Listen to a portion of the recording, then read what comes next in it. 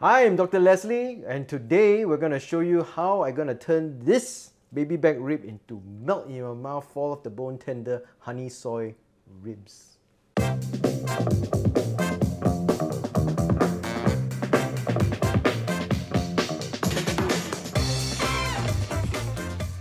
Alright, so first we're going to talk about pork ribs.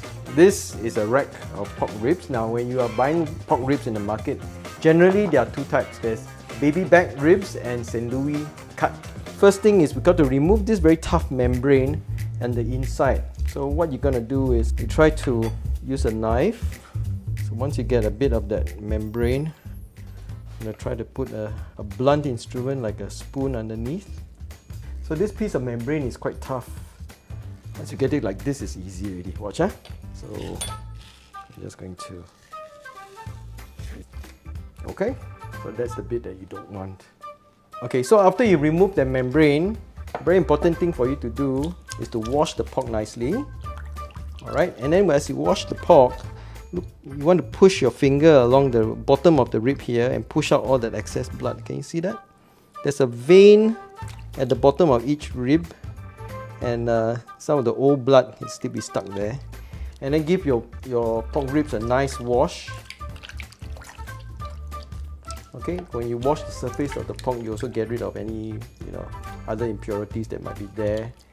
It does make a difference to the final product. Because my pot is only so big, I'm going to cut the rib into two. And, in the restaurant, they might have different ways of doing it. I'm doing it there are two cooking stages, right? One is the boiling stage, and then after that, after the pork has got to the doneness that I like, then I grill it.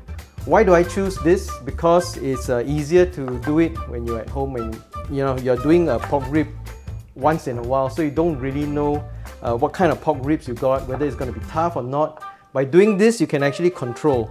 And the wet heat means that your pork doesn't dry up. So sometimes when you're cooking pork ribs in the oven, if you're trying to bake it, right, you bake it for 1.5 hours, sometimes the pork ribs are still tough and then it's dry. So this method, you can actually save yourself a lot of trouble. So I'm going to put my pork ribs in the pot like this, and we're going to add some Kikkoman soy sauce. It's important that you use a very good and aromatic soy sauce because there's only very few ingredients, as you can see. We're not using any of the spices or anything like that. So your soy sauce really is the key ingredient in this dish. We're making honey soy ribs. So I got mirin and sake. Those are very standard sort of Japanese kind of ingredients. Then we're going to add in some garlic cloves. This one will just give it a smack. We'll throw it all in. We'll need some ginger.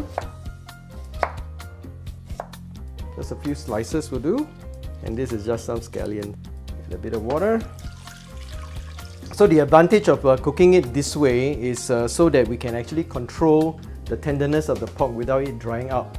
So now the pork is boiling, so once it gets to the tenderness we want, we're going to reduce the sauce into a glaze, and then we're going to grill it.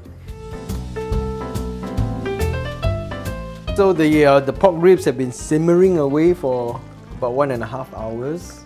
So you can check the doneness with just a fork. You can see that it's nice and tender, but not overly tender.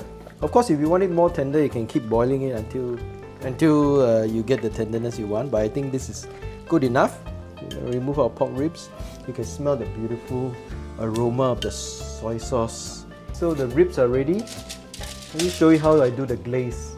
Okay, what we're going to do is to just reduce this cooking liquid that has been boiling and all that nice flavor of the pork and the soy, mirin, it's all inside, but you need to thicken it up. Okay, so just filter it. Okay, so we're going to bring the cooking liquid to a boil. Going to add in some honey, and then basically just boil it, until all that water is gone, and you will have a nice, thick, sweet, umami glaze that we're going to glaze over the pork ribs. As it boils away, you can just smell the aroma of the Kikkoman soy sauce. The aroma of Kikkoman really is a little bit different from all the local soy sauce. It's made, remember, it's made only from soybeans, wheat, salt and water. So they're still brewing it naturally. They're not using any shortcut method of hydrolyzed proteins and all these things, right? So as the water evaporates, you can see that the sauce is becoming a little bit foamy. That means that the sugars have started to caramelize and the sauce is starting to thicken. So this part you have to watch very closely. It took me maybe about 10 minutes to get to this stage. Best to use a non-stick pan for this, but if you're using a pan that may stick, you have to keep stirring it. Alright, and then what you want to do is to get it to a nice sort of a syrupy kind of consistency. I'm going to turn off the heat altogether. Okay, you can see that it's naturally a little bit reddish brown, and that's the signature Kikkoman color. We're going to put in some butter now. The butter will help to make the sauce smooth and also give that buttery aroma. Now, honey, soy, butter, these three combined together make a really nice and versatile sauce.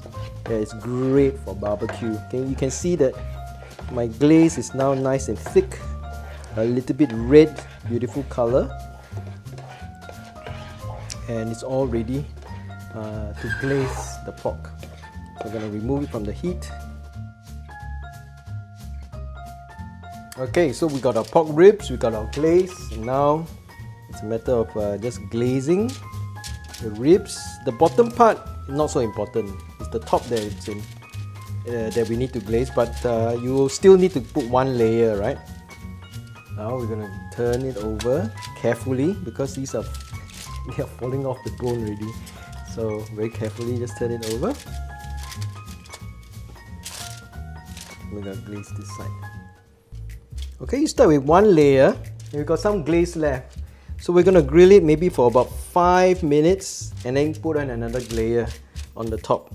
So just before we go into the grill, I'm just going to add some water to the bottom of the pan. This will help the ribs to stay moist as well as to prevent the too much of the burning of the sugar at the bottom of the pan. The pork rib is ready. I glazed it twice, went in and out of the oven, and now I do a final glaze just to give it a bit more moisture and that glistening color. Tender but not overly tender, just nice. Okay. And that sauce can go on top. I'm just going to put some sesame seeds to garnish. There's just some lemon rind for color. And this step is totally optional. We just do this because it looks nice on camera. This is just some scallions which I sliced thin and put in some water. When you put it in the water, it curls up nicely. Okay, and there you go. My melt in your mouth tender soy honey baby back ribs. Done. Okay, now the moment of truth. The eating time. Just gonna cut me a piece. Okay. Now when I say fall off the bone, I really do mean it will just very easily, whoo, all the meat is so tender, come off the bone quite easily. Can't be too soft, but just nice that it falls off the bone when you eat it.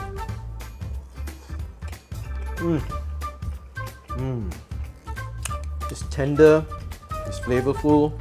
The Kikkoman soy sauce and honey and butter. Oh, such a beautiful combination. So I hope you agree with me that fall off the bone baby back ribs is really quite easy to do, right? I hope you try it at home. Until next time, happy cooking.